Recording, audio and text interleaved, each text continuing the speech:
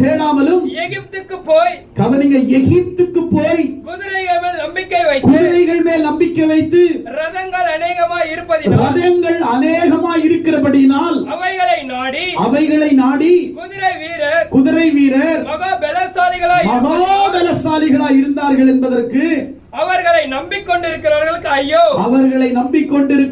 ஐயோ.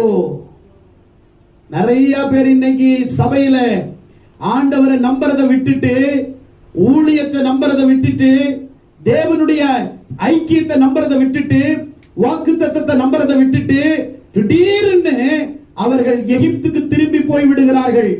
எகிப்து என்றால் பாவம் நிறைந்த இடம், எகிப்து என்றால் பின்மாற்றத்திற்கான இடம், எகிப்து என்றால் இருளான ஒரு இடம், எகிப்து என்றால் பாவங்களை செய்கிற ஒரு இடம், எகிப்து என்றால் இந்த உலகத்திலே உன்னை பிரிக்கிற ஒரு இடம்.